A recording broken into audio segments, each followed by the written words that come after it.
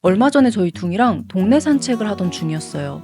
그런데 앞에서 줄이 길게 늘어진 덩치 큰 강아지가 둥이에게 갑자기 달려와선 코를 들이밀고 냄새를 막 맡는 거예요. 너무 놀라서 뒤돌아보니 보호자분은 그냥 멀리서 웃고만 있더라고요. 둥이는 그 순간 겁에 질려서 사시나무처럼 벌벌 떨면서 힘들어했고요. 산책은 강아지한테 자유시간이니까 냄새 맡고 뛰어다니는 게 강아지한테는 최고 아닌가요? 많이들 이렇게 생각하시죠. 그런데 산책 중에 우리 아이가 너무 흥분하거나 다른 강아지에게 갑자기 달려드는 경우라면 사실 보호자는 그저 줄을 붙잡고 끌려다니기만 하는 들러리에 불과합니다. 실제로 많은 보호자분들이 산책은 자유시간이라 생각해서 보호자가 통제권을 아예 내려놓는 실수라는 경우가 정말 많아요. 저조차도 의식 있는 보호자가 되기 위해선 많이 알아야 한다는 생각에 전문가들의 유튜브 영상 20건 정도를 검토해봤는데요. 정말 충격적인 건 10년 넘게 아이들을 키우면서도 계속 같은 실수를 반복해왔다는 거예요. 다시 각성하고 많은 보호자님들도 아셨으면 해서 오늘 영상 5분으로 짧게 핵심만 모아서 준비해봤어요. 매일 하는 아이와의 산책에서 정서적 안정을 느끼면서 교감하고 싶으신 분들은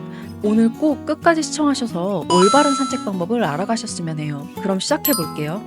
줄을 세게 당기고 갑자기 멈추고 마음대로 냄새 맡고 다니는 강아지들 산책 중에 자주 보셨을 거예요. 그런데 이렇게 통제가 없는 산책이 반복되면 강아지가 점점 흥분을 조절하지 못하고 낯선 자극에 과민하게 반응하는 습관까지 생길 수 있어요. 강아지에게 산책은 단순한 놀이터가 아니라 보호자와의 관계를 배우는 훈련의 시간이에요. 보호자의 리듬에 맞춰 걷고 멈추면 같이 멈추고 그 안에서 아이는 보호자가 이끄는 상황에 안정감을 느끼는 법을 배우게 되는 거죠. 하지만 이 주도권이 강아지에게 넘어가면 산책이 오히려 불안과 흥분을 키우는 환경이 될 수 있다는 거예요.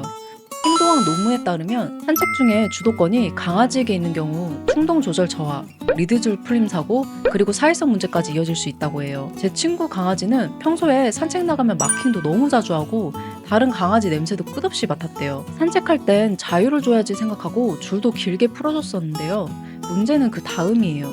줄을 놓친 순간에도 갑자기 튀어나가고 한 번은 친구 강아지가 지나가는 어린 아이에게 좋다고 막 달려들었었는데 그 아이가 놀라서 울음을 터뜨린 거예요. 친구는 진짜 깜짝 놀라서 계속 아이 어머님께 사과했다고 하더라고요. 근데 강아지한테 냄새 맡는 건 자연스러운 행동 아닌가요? 맞아요. 강아지에게 냄새는 세상을 읽는 언어예요. 그걸 막자는 게 아니라 모든 걸 강아지 마음대로 하도록 내버려 두는 게 문제가 될 수 있다는 거죠. 리듬 없이 당기고 서고 갑자기 돌발 행동을 한다면 그건 교감이 아니라 그냥 혼자 두는 산책이 돼버릴 수 있어요. 그럼 산책할 때 구체적으로 어떤 식으로 접근해야 하는지 이제부터 상황별로 차근차근 알려드릴게요. 먼저 리드줄을 팽팽하게 당기면서 앞서 걷는 아이들 있잖아요.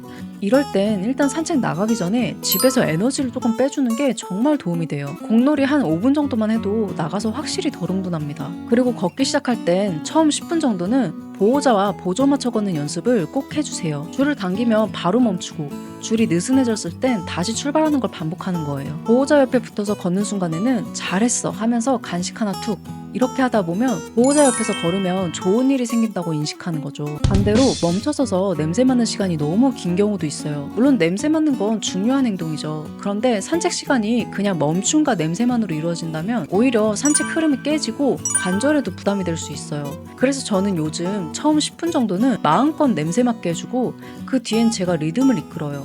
이제 그만 가자 하면서 부드럽게 유도하는 거죠. 그리고 멈췄을 땐 냄새 맡는 게 아니라 그냥 한 자리에 멍하게 서 있는 경우도 있잖아요. 그건 통증이 있거나 불안해서일 수 있으니까 그럴 땐 바로 무리하지 말고 쉬게 해주는 게 좋아요. 그리고 산책 중에 다른 강아지나 사람한테 막 다가가는 아이들 정말 많죠. 이럴 땐 꼭 멈춰서 안자를 시키고 상대 보호자에게 다가가도 될까요? 라고 먼저 물어보세요.